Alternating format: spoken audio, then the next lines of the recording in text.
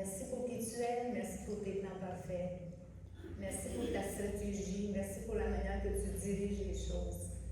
Je prie ce matin, comme les apôtres ont prié, qu'en partageant ta parole, toi, tu vas faire l'œuvre qu'il y a à faire.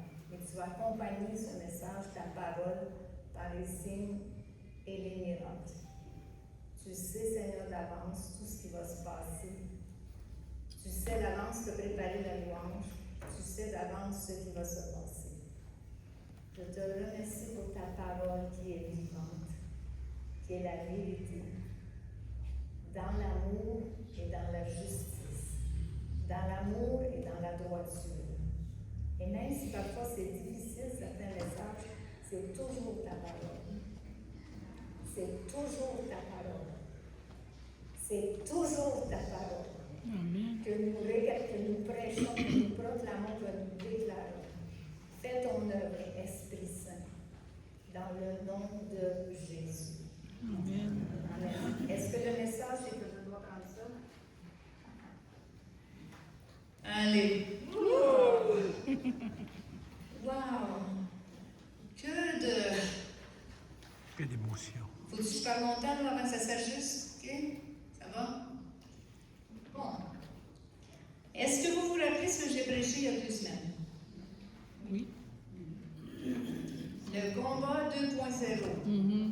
OK? La première partie, c'était sur 3. La première partie, c'était les avantages de participer à l'entraînement du Seigneur. Je vous ai parlé du gym, les avantages d'aller au gym. C'est bon pour le coco, c'est bon pour le physique, c'est bon pour le mental, c'est bon pour l'émotionnel, c'est bon pour toutes sortes de choses. Puis qu'est-ce qu'on a regardé avec Moïse, c'est que quand Dieu l'a fait monter sur la montagne, il lui a donné du repos, puis après ça, il lui a donné des directives, des instructions. Il a même montré l'équipe avec qui il devait travailler. Monter, suivre le programme d'exercice du Seigneur, c'est la bonne chose à faire. C'est bénissant, ça nous instruit, ça nous donne du repos, puis on a l'assurance que c'est ça qu'on doit faire. Amen? J'ai oublié de vous dire un verset il y a 2 semaines, puis je veux le dire aujourd'hui.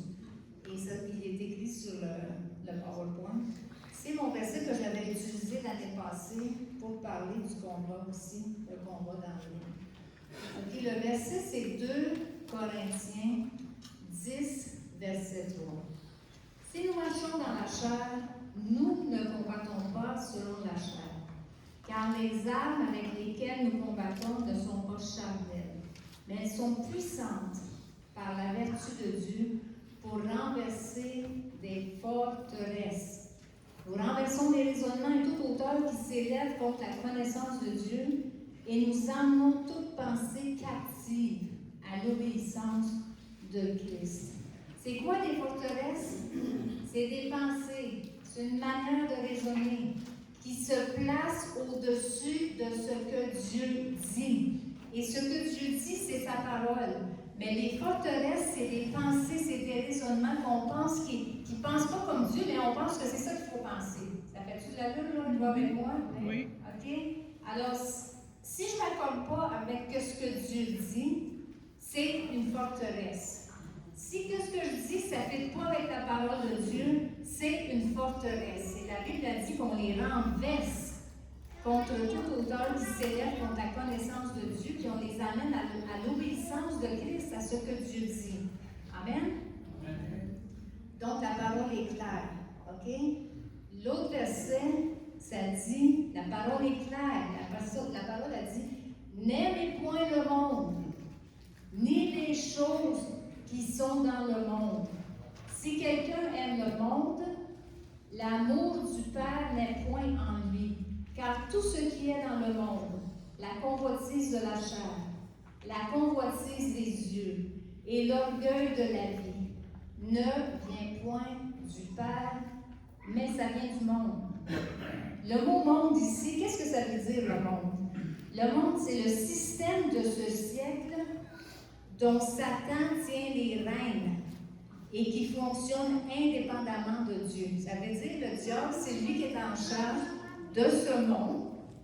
OK? Orgueil, convoitise la chair, convoitise des yeux, puis il ne suit pas les lignes de Dieu, il ne suit pas la pensée de Dieu. Ça ne fait pas seulement référence au mal, à l'immoralité, au plaisir, mais aussi à la rébellion, qui est opposée ou qui est indifférent à la révélation de Dieu. Puis ça, c'est dans tous les endroits où ce que Christ ne règne pas. Voyez-vous? Dieu ne veut pas ça pour chacun de nous. Alors, ça, c'est comme mon intro dans un sens. C'est précis, hein? C'est clair, hein? OK. Je vous ai parlé des avantages de monter, de suivre l'entraînement du coach qui est le Saint-Esprit.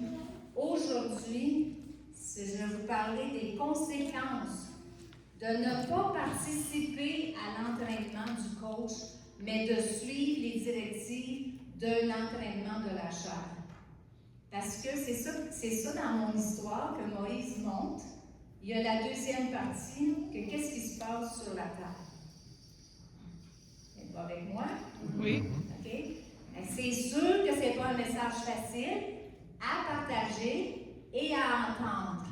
Mais je crois que le Seigneur, moi je proclame la parole, la conviction, ça ne m'appartient pas, ça appartient au Seigneur. Le Seigneur, il veut préparer une église pure, sans tache, irrépréhensible et parfaite pour paraître devant lui. Puis peut-être qu'on a tous besoin de passer par le lavage. Oui. Amen. Peut-être qu'on a tous besoin. Vous allez voir à la fin, on va tous dire oui, Seigneur. OK? Et je vous dis tout de suite, ce n'est pas un message facile à proclamer. Mais je le sais depuis des semaines que c'est ça qu'il faut que je partage. Donnez-moi la grâce, accordez-moi la grâce, et Saint-Esprit, accorde-moi ta faveur. Et accorde-moi ce que ta parole dit quand on prêche ta parole. Je veux voir les signes et les miracles associés avec ta parole. Amen. On retourne dans le chapitre 32 de Exode. Le livre d'Exode au chapitre 32. Puis là, aujourd'hui, je vais faire ça un peu différemment. Je vais commenter à chaque verset. OK? Alors, c'est la suite du texte. Et ça fait plus de 40 jours. C'est la suite du texte, puis le peuple est là, c'est ça. Comment ça fait de jours que Moïse est sur la montagne? Ça fait au moins 40 jours, plus 6 jours, parce qu'il a monté et il a attendu 6 jours. Au moins 46 jours et 46 nuits. OK? Alors, ça dit, le premier texte, ça dit, le peuple, voyant que Moïse tardait à descendre de la montagne. Le peuple voyait que Moïse tardait à descendre de la montagne. Il était déjà impatient. Ça fait juste 40 jours. Pourtant, ils ont été esclaves 400 ans. Mais là, ça fait juste 40 jours, un petit peu plus, hein? OK? Et ils sont impatients. Oh, que ça fait partie de la nature humaine. On avait fait pareil, probablement. Hein? Ça fait partie de la nature humaine d'être impatient. Puis eux autres, là, ils n'étaient pas du tout au micro-ondes, puis toutes ces affaires-là. Mais c'était déjà ancré dans leur nature. Le peuple, voyant que Moïse tardait à descendre de la montagne, c'est-à-dire, il s'assemblait autour d'Aaron et lui dit, « Allons, faisons un Dieu qui marche devant nous, car ce Moïse, cet homme qui nous a fait sortir d'Égypte, nous ne savons pas ce qu'il est devenu. » Déjà, il ne marche plus par la foi, là. Il marche par qu'est-ce qu'il voit ou qu'est-ce qu'il ne voit pas. Ça fait-tu pas partie de nous, ça? Hein, si on a le choix entre un veau d'or, un veau fait avec la matière, puis un Dieu qui n'est pas visible, qu'est-ce qu'on va choisir? Ça fait 400 ans qu'ils vivent avec des idoles qu'ils voient. Ils ne connaissent pas ce Dieu-là dont ils ont entendu parler il y a bien, bien longtemps. Ça fait 400 ans qu'ils ne le connaissent pas. Ils sont en train d'apprendre à le connaître. Mais déjà, ils sont enclins à la nature, à l'entraînement de la chair, à la nature pécheresse. OK? Alors, Aaron les a dit, « Ôtez les anneaux d'or qui sont aux oreilles de vos femmes, de vos fils, de vos filles, apportez-les-moi. » Est-ce que vous savez d'où ça vient, cet or-là?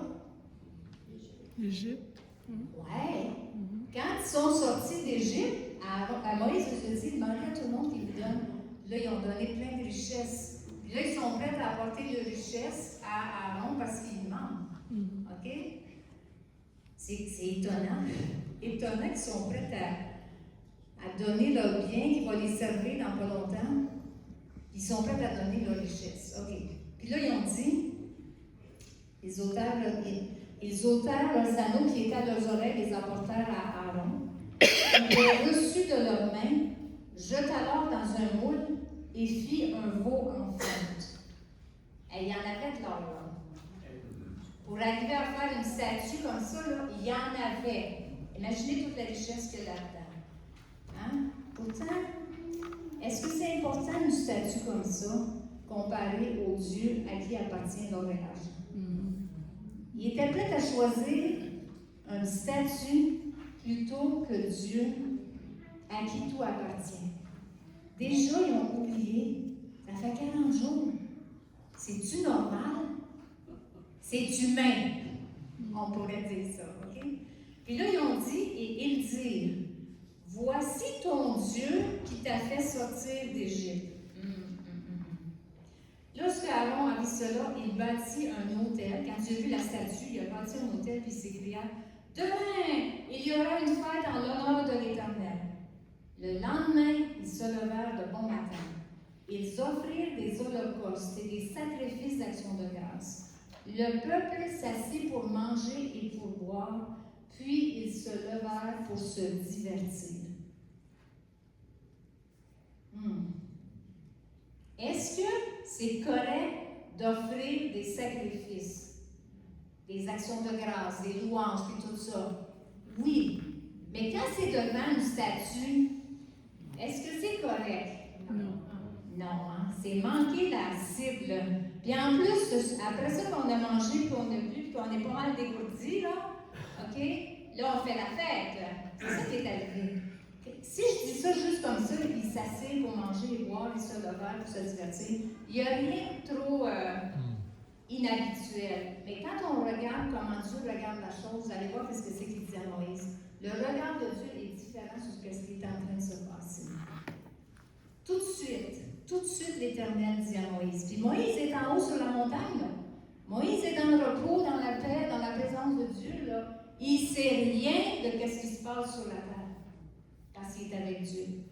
L'Éternel dit à Moïse, va, descends, car ton peuple que tu as fait sortir d'Égypte s'est corrompu.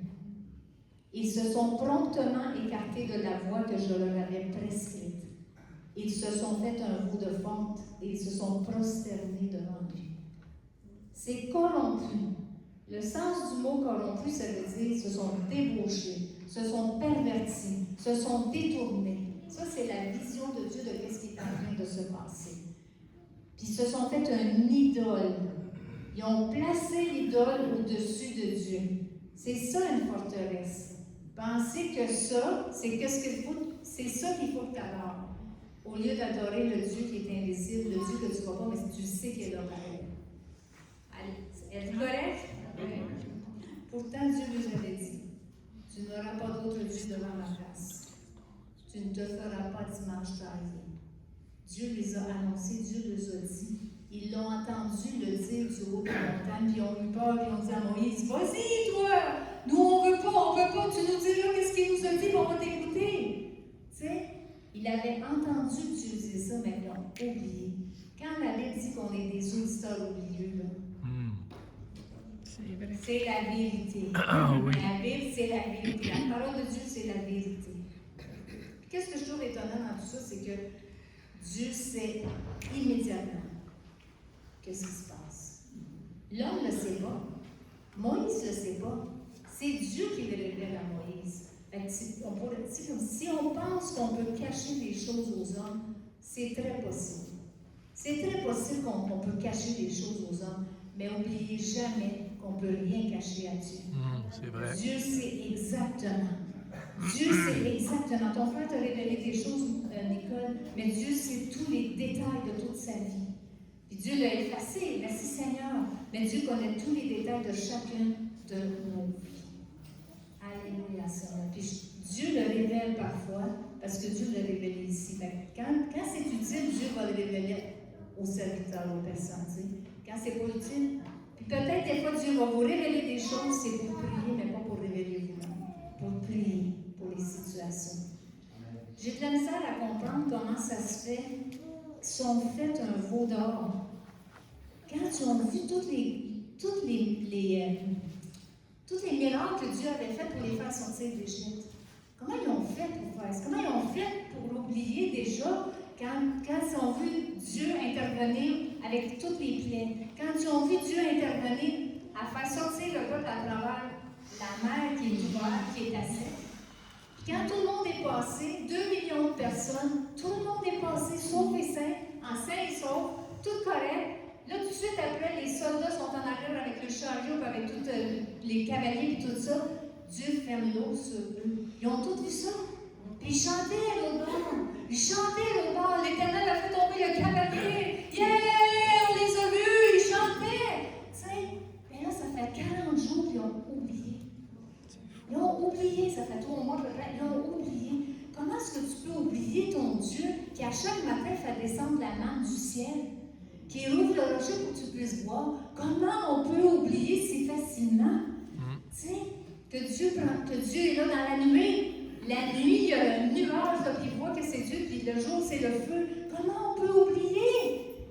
Parce qu'on est des êtres qui oublient facilement. Mais si on monte régulièrement sur la montagne, on ne va pas être influencé par le monde qui ne connaît rien du Dieu saint. Notre influence va venir d'en haut, du Saint-Esprit, de Dieu, de sa parole, de sa présence, de qu'est-ce que lui dit, plutôt que qu'est-ce que le monde dit. Amen. Dieu est saint. Je l'ai dit, ça fait plusieurs fois que je le dis, je vais le dire encore. Dieu est saint. Et le péché ne peut pas subsister dans la présence de Dieu. Dieu est saint. Psaume 54 me dit, car tu n'es pas un homme qui prenne plaisir à la méchanceté, le mal ne séjournera pas chez toi. Le mal, ça ne résiste pas dans la présence de Dieu. Quand Satan a voulu s'élever au-dessus de Dieu, il a été précipité. Il ne pouvait pas rester dans la présence de Dieu. Je sais, le péché, ce n'est pas un mot qu'on aime. Pas en 2026. On n'aime pas ce mot-là. Mais le sens du péché, as-tu mon image que la cible? Le sens du... le mot péché, c'est ça que ça veut dire. Ça veut dire manquer le but ou manquer la cible. OK? Quand on fait des choses qui manquent le but, c'est ça le péché. Voyez-vous? Faire à notre tête, même si c'est contraire à ce que Dieu dit, c'est manquer la cible. Faire que ce qui me plaît, parce que ça ne me plaît pas d'obéir à Dieu, c'est manquer la cible. Voyez-vous, Ève, qu'est-ce que c'est que le diable a dit? Regarde, ça a l'air bon.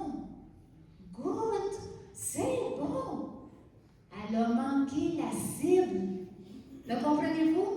Elle a manqué le but, manqué la cible. La cible pour Ève et Adam, c'était non. Dieu a dit non, t'en manges pas. C'est ça la cible qu'il fallait atteindre. Nous, notre cible, c'est tout ce que la parole de Dieu nous enseigne. C'est ça la cible. Merci Seigneur. Last week, Dr. Mehu, il m'a introduit, il a posé un diagnostic. Te rappelles-tu, Jean, à la fin de la prédication, quand j'ai fini, je lui ai dit que Dieu est bon. Que Dieu est grand, que Dieu est bon. Parce que tu as donné un verset, c'était mon introduction pour qu'est-ce que je voulais partager. Que Dieu est bon. Et que Dieu, c'est un planificateur. Il sait, ça fait longtemps que je devais prêcher ce message.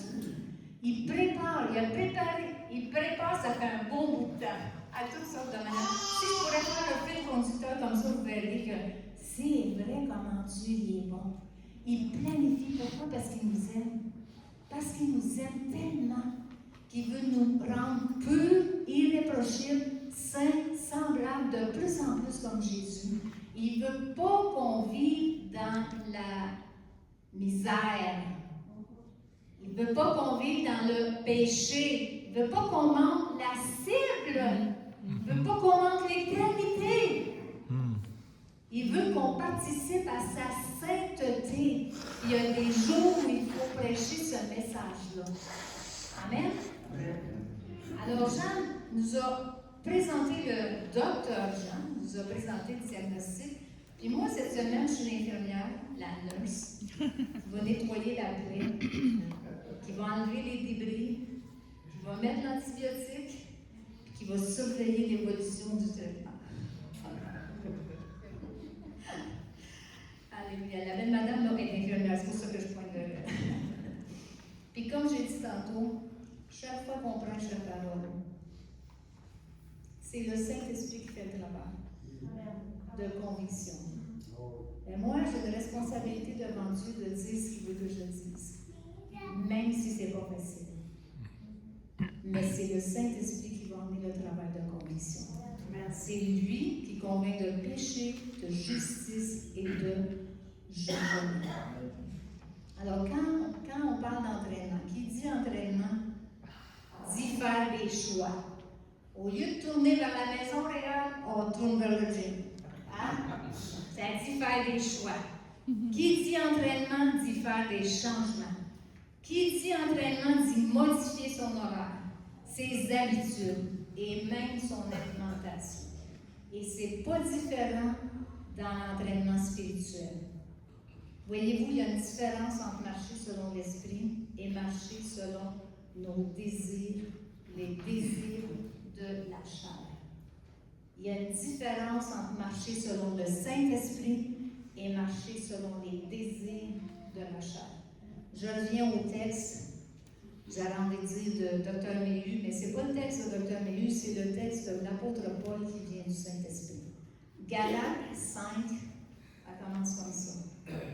Je dis donc, marchez selon l'Esprit, et vous n'accomplirez pas les désirs de la chair, car la chair a des désirs contraires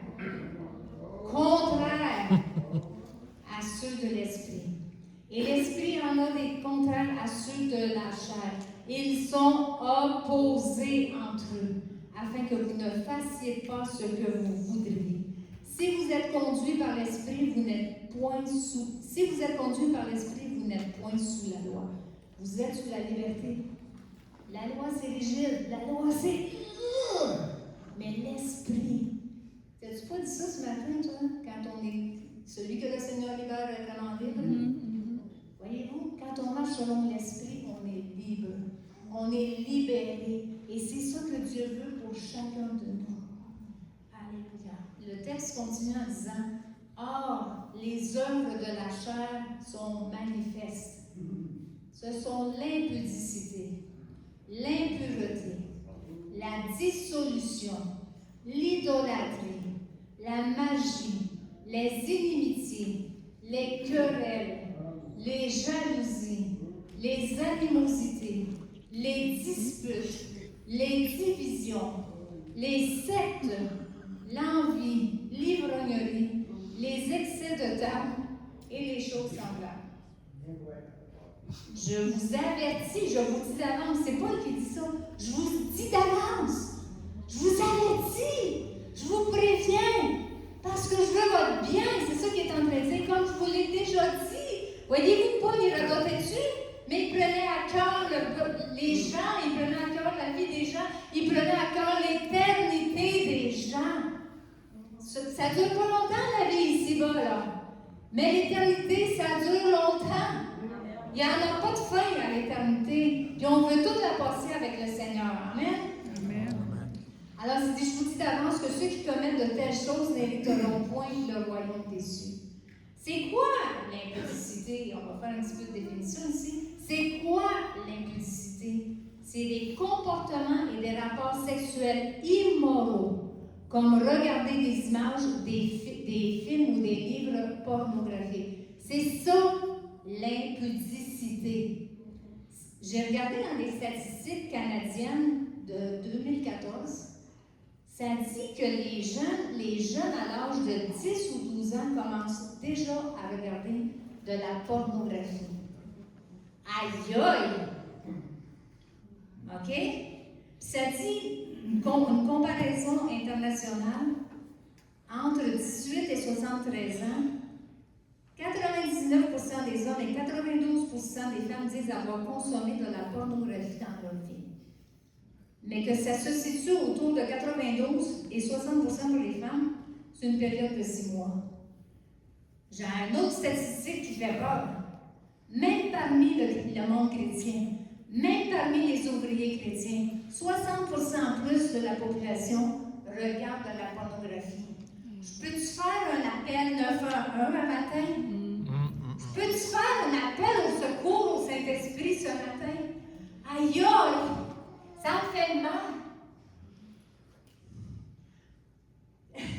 Quand tu dis que Satan a la drogue, là, c'est pas juste la drogue. Le diable, il est pervers. Le diable, savez-vous ce qu'il veut faire?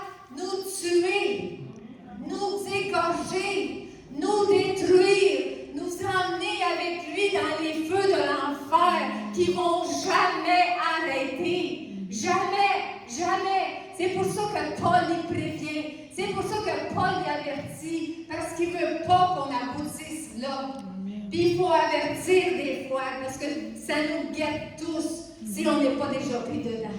C'est terrible de dire une statistique pareille comme ça.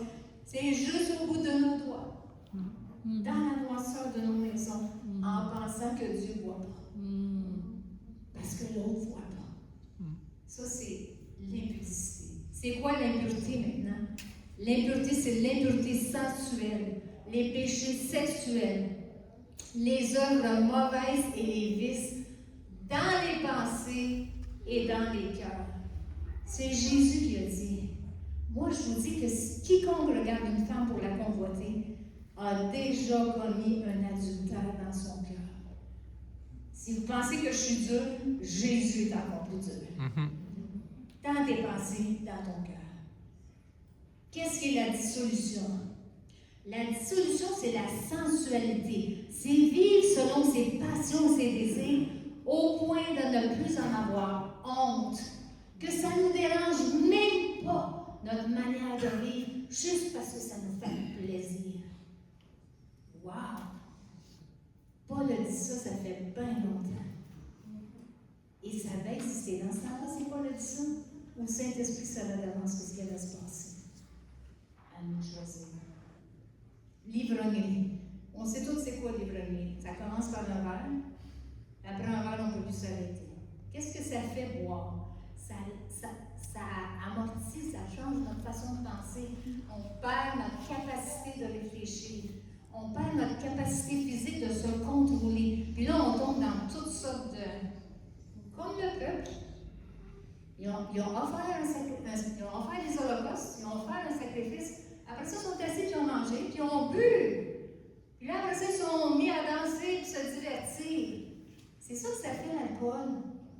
On perd notre capacité de rester concentré, de rester ferme, de faire des choix corrects. On a tous bu. Je suis pas différente de vous. Avant que je connaisse Jésus, j'ai bu. Je sais qu'est-ce que ça fait.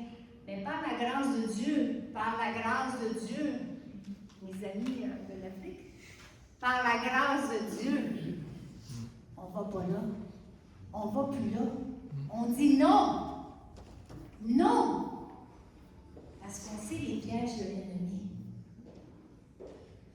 Ça parle des excès de table aussi. Le divertissement excessif, les festivités axées sur l'alcool, la drogue, le sexe et les choses du genre. C'est tous des pièges. Voyez-vous comment l'ennemi est rusé? C'est tous des pièges pour nous pogner comme un hameçon. Puis on est pognés parce que ça commence avec une foi. C'est rare que ça s'arrête avec une foi. C'est rare. C'est rare que t'es pogné.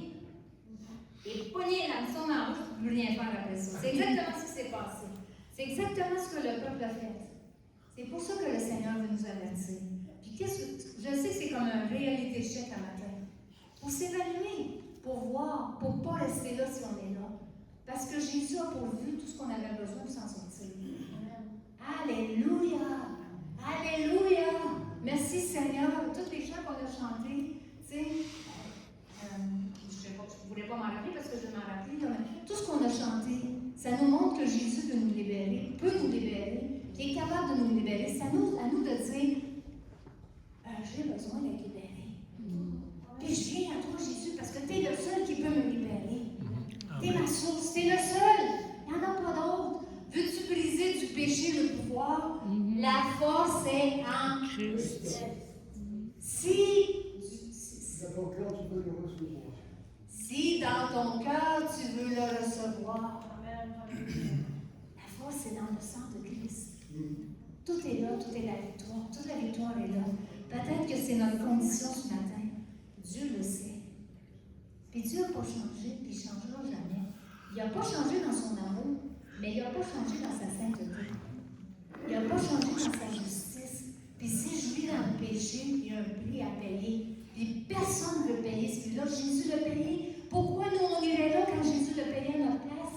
Puis il peut nous aider avec le Saint-Esprit de marcher dans la victoire. OK, ça dit, Exode 32, 10, l'Éternel dit à Moïse, je vois que ce peuple est un peuple au cou roide, raide. Maintenant, laisse-moi. Écoutez, là, Dieu et le péché, ça va pas ensemble. Maintenant, laisse-moi. Ma colère va s'enflammer contre eux et je les consumerai. Mais il dit, mais toi, je vais faire une nation avec toi. Mais eux, je vais les éliminer. Dieu, il n'était pas content. Il n'était pas... Écoutez la suite. Moïse implora l'Éternel, son Dieu, et dit, pourquoi, Éternel, ta colère s'enflammerait-elle contre ton peuple que tu as fait sortir d'Égypte par une grande puissance et une main forte? Pourquoi les Égyptiens, diraient-ils, c'est pour le malheur qui les a fait sortir? C'est pour les tuer dans les montagnes et les exterminer au-dessus de la terre. Reviens de l'ardeur de ta colère. Et si je vous dis ardeur de la colère, c'est du juste Dieu n'était pas content. Oh non, mais en passant, Dieu n'était pas content. Reviens de l'ardeur de ta colère. J'ai regardé des mots similaires. Savez-vous qu'un mot qui ressemble à ça, c'est impétuosité. Vous rappelez-vous dans Acte 2, il vint soudain du ciel un vent impétueux. C'est tout un vent, ça. Bien, la colère de Dieu est égale à ça. Elle était aussi égale au vent impétueux qu'il a envoyé que celui du ciel. Dieu n'était pas content de ce qui se passait avec le peuple qui avait choisi le péché. Reviens de l'ardeur de ta colère et repens-toi du mal que tu veux faire à ton peuple. Et ça dit un petit peu plus loin, l'Éternel se repentit du mal qu'il avait déclaré vouloir faire à son peuple. Dieu n'était pas content. Parce que péché et Dieu, ça ne va pas ensemble. Ça ne fait pas une bonne soupe. Ça ne va pas ensemble. Alors Moïse retourna et descendit la montagne, les 2 tables de la loi dans sa main. Les tables, imaginez ça, les tables étaient écrites l'une et de l'autre côté, des 2 côtés. La table était l'ouvrage de Dieu et l'écriture était l'écriture de Dieu gravée sur les tables. Voyez-vous comment Dieu il se soucie de chacun de nous pour qu'on ait accès à sa parole. Premièrement, sur la montagne, il a dit la parole, il l'a déclaré. Tout le monde entend. Ensuite de ça, il écrit la parole sur les tables de la loi, que tout le monde puisse les voir. Puis là, ils ont été brisés, il a été en chercher d'autres, tout ça. Mais Dieu veut tellement qu'on connaisse sa parole, il a envoyé Jésus, la parole vivante, vers nous pour qu'on puisse avoir la parole. Puis après ça, par le Saint-Esprit, les gens ont été inspirés pour qu'on puisse avoir la parole de Dieu dans nos mains, dans nos cœurs, dans nos maisons, dans notre cœur, dans l'intimité de ma maison. J'ai accès à la parole de Dieu, à ce que Dieu dit. Pas juste qu'est-ce qu'il a entendu, pas juste les tablettes, pas juste Jésus. C'est déjà tout gros que ce que je vous dis, mais j'ai accès à la parole de Dieu dans ma propre maison. Alléluia! Ça, c'est le cœur de Dieu qui prend soin de l'humanité pour que l'humanité sache qu'est-ce que Dieu dit. Qu'est-ce que Dieu dit? OK, alors Josué continue sa marche vers le peuple et il voit Josué. J'étudie Josué. Moïse descend de la montagne Et puis là, Josué est avec lui à mi-chemin, puis Josué lui dit, « Oh, j'entends la voix, j'entends quelque chose là, parmi le peuple. On dirait que c'est des cris, on dirait que c'est la guerre. » Voyez-vous, Josué n'avait pas fini ses renforcements dans l'entraînement. Il avait encore besoin d'apprendre. Voyez-vous? Mais il va apprendre parce qu'un jour, il va devenir celui qui va sortir, qui va aller à la guerre pour le peuple, qui va conquérir le Canaan. Alors ils descendent et Moïse dit non, non, c'est pas de la guerre. Ce n'est ni un cri de vainqueur ni de vaincu. Ce que j'entends, c'est la voix des gens qui chantent. Et comme il s'approchait du camp, il vit le veau et les danses. Manger, boire, se divertir. Et puis là, ça va plus loin, de plus en plus loin, voyez-vous? Il a vu ce qui se passait, il a vu ce que Dieu avait vu. Et là, sa colère à lui s'est enflammée. Il a compris Dieu. Alors que lui était sur la montagne, que Dieu lui dit, le peuple est en train de se souiller. Lui, il ne sait rien, là. Il ne sait pas pantoute. Il n'est pas au courant, là. Mais là, il voit qu'est-ce qui se passe sur la terre. Est-ce que c'est normal d'avoir une sainte colère quand tu vois le mal au milieu du peuple de Dieu? Est-ce que c'est normal? Est-ce que c'est juste aux pasteurs que ça appartient, ça? Non. Chaque frère et sœur, quand tu vois qu'il y a du mal autour de toi, qu'est-ce que la Bible me dit? Si ton frère a péché, va le trouver et dis-lui. Puis si tu ne l'as pas gagné, va chercher deux ou trois. Puis si tu ne l'as pas gagné, passe devant l'Église. Voyez-vous, il y a une procédure. Si je vois que quelqu'un fait mal, je dois lui dire, c'est mal. Car où tu veux passer l'éternité? Tu veux passer l'éternité avec Dieu comme tout le monde que nous on connaît? Tout le monde qui a accepté Jésus, tout le monde qui a demandé pardon à Jésus, tu veux passer l'éternité avec Dieu? On a une responsabilité de le dire. Tu ne vas pas le dire à tout le monde, tu ne vas pas le dire au voisin avant de le dire à la personne. Va même pas le dire au voisin. Va à la personne. Ça, c'est mal. C'est ça que la parole de Dieu dit. Tu ne vas pas lui dire ça direct, net, sec comme ça, là. Êtes-vous pas avec moi? Oui. Hein? Même si tu mets des gants blancs, tu peux quand même dire la vérité. Même si tu utilises la douceur, tu peux quand même dire la vérité. Amen, Diane. Puis là, c'est ça. Moïse a compris. Il me semble voir Moïse. C'est ça. C'est ça qui s'est passé. Il a dit, il jetait de ses mains les tables et les posa au pied de la montagne. Puis là, lui, il prit le veau qu'il avait fait, il le brûla au feu, il le réduisit en poudre. Il a répandu cette poudre à la surface de l'eau, puis il l'a fait boire au peuple d'Israël. Aïe, aïe. Puis là, il a dit parce que ça dit, Moïse vit que le peuple s'était livré au désordre. Il a vu là, ce qui se passait vraiment, là, que c'est pas tout écrit, là, mais il a vu ce qui se passait, puis c'était pas vrai. Ça dit même qu'il y a 3000 personnes qui sont mortes cette journée-là à cause de ce péché-là. À cause d'avoir manqué la cible, à cause d'avoir désobéi à Dieu, au principe de Dieu. Tu ne te feras pas dimanche, tu n'auras pas d'autre Dieu devant ma face, tu ne te feras pas dimanche travailler. Il y a des conséquences à choisir de ne pas rire de Dieu, de tout ton cœur, de toute ton âme, de toute ta pensée. Il y a des conséquences à choisir pour le péché. Et comme on a dit, dans son amour, Dieu a envoyé son Fils pour notre salut. Mais vous savez quoi? C'est moi qui fais le choix. C'est moi qui choisis entre la mort ou la vie. Dieu avait dit au peuple, j'ai mis devant toi la vie et la mort. Choisis la vie. C'est moi qui choisis. C'est moi qui choisis d'écouter Dieu ou d'écouter les hommes. C'est moi qui choisis de laisser le Saint-Esprit me corriger ou d'aller sous la direction du monde. C'est moi qui choisis de garder mes forteresses ou d'écouter qu'est-ce que la parole, de choisir les pensées de Dieu. C'est moi qui choisis. Mais c'est sûr que le Saint-Esprit veut qu'on choisisse tout ce qui est la vie, tout ce qui nous fait grandir, tout ce qui nous fait monter plus haut sur la montagne, plus proche de Dieu, de plus en plus comme Jésus.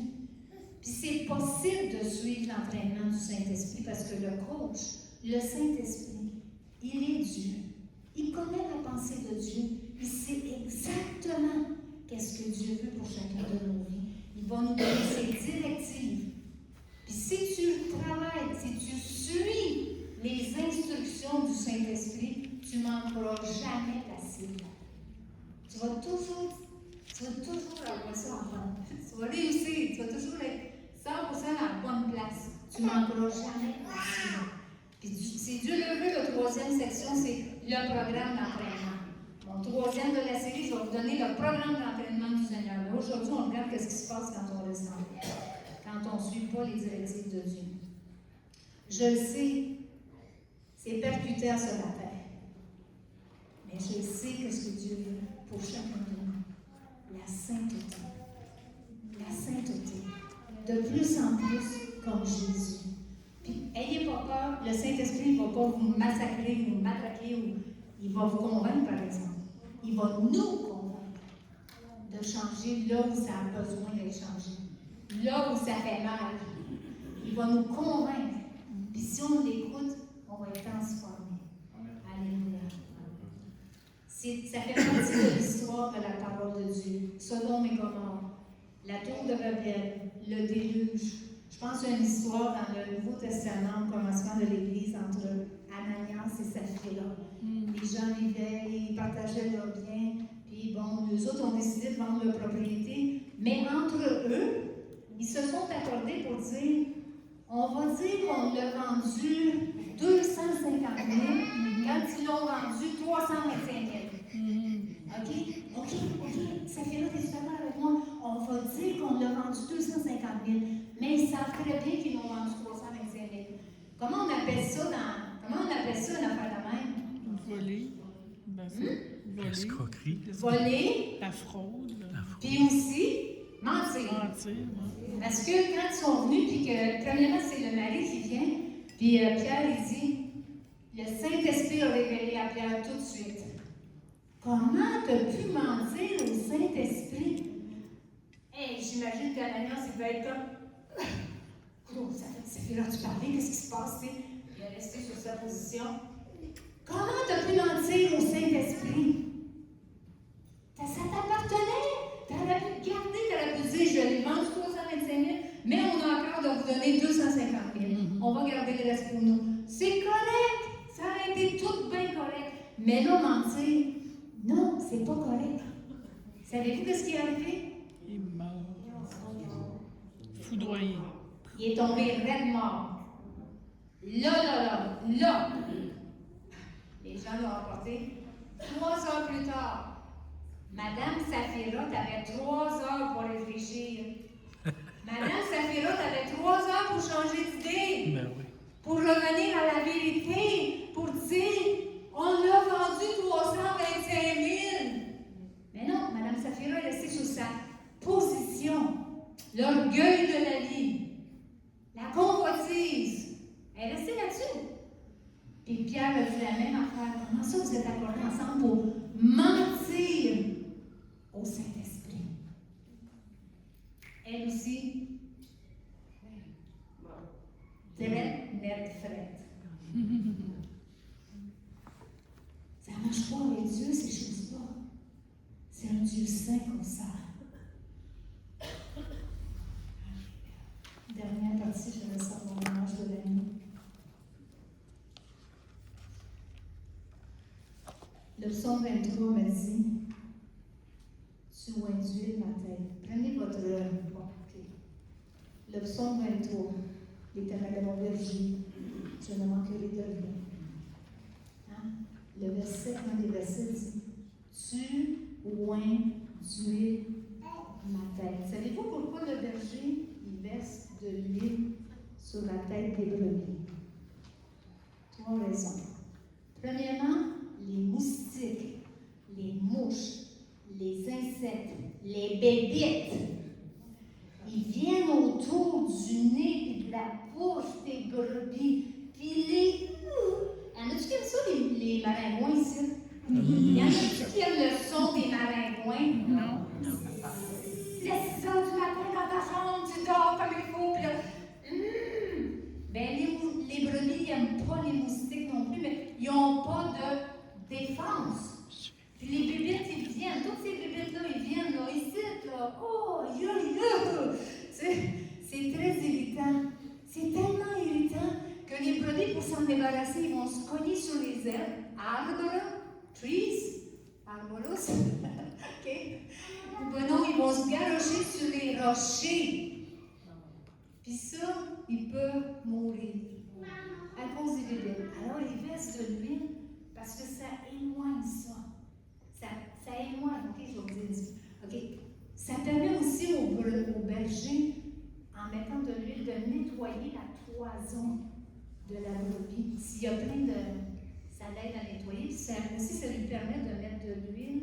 S'il y a des blessures sur la peau, ça va aider à guérir. Puis c'est ça, c'est comme du DEET. Connaissez-vous ça, du DEET? Contre les moustiques. Raid avec DEET contre les moustiques. OK?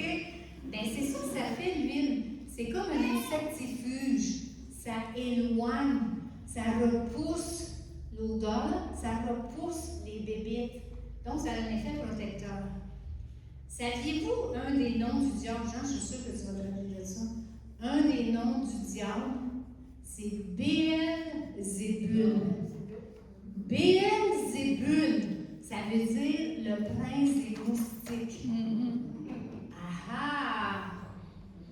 Le prince des moustiques, le dieu de la crasse, de l'obscénité, de la boue et de la souillure. C'est ça qui fait le diable avec ses pensées. Il vient nous polluer la tête, les pensées, il vient nous polluer pour nous voler, pour nous corrompre, pour nous faire diverger de la direction de Dieu. Dieu veut qu'on monte, lui veut qu'on creuse. Dieu veut qu'on va plus haut, lui veut qu'on va plus bas. Le piège de l'ennemi. Ce matin, le Saint-Esprit est ici pour verser de l'huile sur toutes nos têtes. Pour nettoyer les bébites qui nous envahissent, qui veulent dominer nos actions. Le Saint-Esprit veut nous rendre libres. Le Saint-Esprit veut nettoyer. Le Saint-Esprit veut guérir, veut nous libérer. Ça ressemble à quoi les bébites pour nous aujourd'hui? Une bébite qui est vieille comme le monde, c'est le mensonge.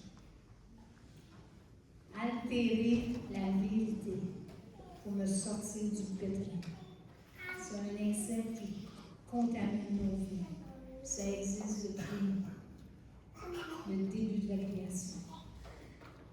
L'ennemi a utilisé ça, demi-mensonge, demi-vérité, pour séduire l'humanité. Une autre bébite des temps modernes, c'est vivre dans l'adultère et vivre dans la fornication. Qu'est-ce que la fornication? C'est vivre ensemble avant d'être mariés. Ça, c'est le principe de la parole de Dieu.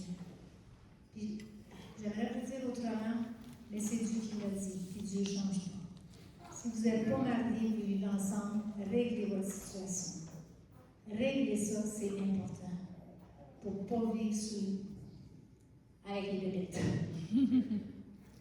Réglez ça, c'est possible. Puis un autre bébite qui travaille surtout la nuit, c'est les bébites de la pornographie. Je vous l'ai dit, les pourcentages, j'en ai donné tantôt. Donc, on a besoin de son œil pour nous libérer. Puis vous savez, il n'y a pas un péché qui reste tout seul. Il n'y a pas un péché qui reste isolé. Ah, je suis toute seule, je suis correcte. Vous savez que ça dit, si la maison est nettoyée, hein, il va revenir avec 7 plus encore. Vous savez qu'est-ce qui vient avec la pornographie? Ça amène la masturbation. Avec la masturbation, il y a l'isolement, parce que tu ne veux pas que personne le sache. Tu ne veux pas que personne te voie. Puis si tu es marié, ça amène au divorce. Puis tous les problèmes, toutes les difficultés que ça engendre un divorce. Un péché, ça ne reste pas tout seul. Ça emmène toutes sortes de situations. Beaucoup de souffrance. Beaucoup de noirceur. Beaucoup de dégâts. Tout ce qui appartient au royaume des ténèbres. Mais Dieu ne veut pas ça. Puis Dieu a pourvu qu'est-ce qu'on a besoin pour être nettoyé. L'huile du Saint-Esprit. Puis je sais que ce n'est pas juste des péchés de l'ordre sexuel. Oh, il y a des péchés de la bouche et des émotions. Les péchés de Acte 4, 26. Qu'il ne sorte de votre bouche aucune parole mauvaise. S'il y a lieu quelques bonnes paroles qui servent à l'édification et communiquent une grâce à ceux qui l'entendent. N'attristez pas le Saint-Esprit de Dieu. N'attristez pas le Saint-Esprit de Dieu par lequel vous avez été scellés pour le jour de la rédemption. Dieu a mis son sceau sur nous, le Saint-Esprit. Faites-y pas de la peine. Attristez-les pas, n'attristons pas le Saint-Esprit. Comment on peut l'attrister? Que toute amertume, quand on a de l'amertume, on en veut à quelqu'un, là. L'amertume, qu'est-ce que ça fait? Ça fait des bébés. Ça produit des bébés. Tu le dis aux autres, ça fait toutes sortes d'affaires mauvaises. Que toute amertume, que toute animosité, toute colère. La colère, ça existe, c'est pas mauvais, mais c'est quand ça prend des mesures d'un ampleur, puis tu restes là-dedans tout le temps, là. Tu sais, t'es aigri, là. Que tout ça, c'est dit que toute clameur, que toute calomnie, aïe, aïe, aïe, aïe, que toute espèce de méchanceté disparaisse du milieu de vous. Seigneur, comme on a besoin de toi. On a besoin de toi. Tout le monde, on peut dire amen. Parce que ça, là, ça travaille fort. C'est dur d'arrêter. Ça demande tout un contrôle. Mais avec l'aide du Saint-Esprit, le coach de vie, qui connaît Dieu, qui connaît la pensée de Dieu, c'est exactement que j'ai besoin. Il va me donner ce que j'ai besoin pour marcher en victoire, pour marcher dans la gloire, de gloire en gloire. Je pense que pour finir ce matin, je peux dire, on a tous besoin de prier la prière de David en ce moment. Psaume 51. Et je termine avec ça. Ô Dieu, aie pitié de moi dans ta bonté. Selon ta grande miséricorde, efface mes transgressions. Lave-moi complètement de mon iniquité. Purifie-moi de mon péché. Car je reconnais mes transgressions. Et mon péché est constamment devant moi. J'ai péché contre toi seul. Et j'ai fait ce qui est mal à tes yeux. Et le péché de David, vous savez, c'était quand il devait aller à la guerre. Puis il est resté chez eux quand tout le monde est à la guerre. Et puis il regarde par la fenêtre et il voit cette belle femme qui est en train de se laver. Il la convoite. Pas juste de ses yeux, il va la chercher, il couche avec elle. Elle est enceinte. Et parce qu'il sait ça, il fait tuer son mari. C'est tout ça le péché que David a commis. J'ai péché contre toi. Il pensait qu'il était seul, il pensait que personne ne saurait sauf lui échapper Bathsheba. J'ai péché contre toi. J'ai fait ce qui est mal à tes yeux. Dans tout ce que j'ai dit ce matin, peut-être que le Saint-Esprit fait lumière à quelque chose qui est mal à ses yeux. Tu veux que la vérité soit au fond de mon cœur. Fais pénétrer ta sagesse au-dedans de moi. Purifie-moi avec l'hysope et je serai pur. Purifie-moi avec le sang de Jésus. Je te demande pardon. Je confesse mon péché. Purifie-moi avec le sang de Jésus. Et je serai plus blanc que la neige. Ô Dieu, crée en moi un cœur pur. Renouvelle en moi un esprit bien disposé. Agir du mot que nous sommes. Ne me rejette pas. Oh non, Seigneur. Ne me rejette pas loin de ta face. Permets-moi de monter encore sur la montagne, d'être dans ta présence, dans le repos de ta présence, le calme et la paix de ta présence. Que je puisse t'entendre à nouveau, me donner des directives, m'instruire, me parler des gens avec qui je dois vivre, je dois travailler. journée, je dois te servir. Parle-moi encore, Seigneur. Alléluia. Ne me rejette pas loin de ta grâce. Ne me retire pas ton Esprit Saint. Rends-moi la joie de ton Seigneur. Et que l'esprit de bonne volonté me soutienne. Est-ce qu'on peut dire amen à ça? Je crois que le Saint-Esprit veut nous parler. Parce que Dieu veut emmener des gens, encore plus de gens dans l'Église. Pas juste la famille Nicole, nos familles aussi. Dieu veut emmener des gens. Et Dieu veut laver son Église, nettoyer son Église, purifier son Église. Que comme quand il y a eu Ananias et Saphira, les gens, ça a généré le respect de Dieu. Ça a généré la crainte, mais pas la crainte pour la peur, mais la révérence que Dieu est saint. Que Dieu est saint. Mais il nous appelle à vivre dans sa sainteté. Il n'y a pas d'empêchement pour Dieu, sinon on passe par la croix. J'ai péché, comme David a fait. J'ai péché. Je le reconnais. Je confesse. Je te demande pardon. Je renonce, Seigneur, à ce péché. Puis si on a besoin d'aide, il y a du monde qui peut aider à briser le péché et marcher dans la droiture et dans la sainteté. C'est mon cœur ce matin, Seigneur.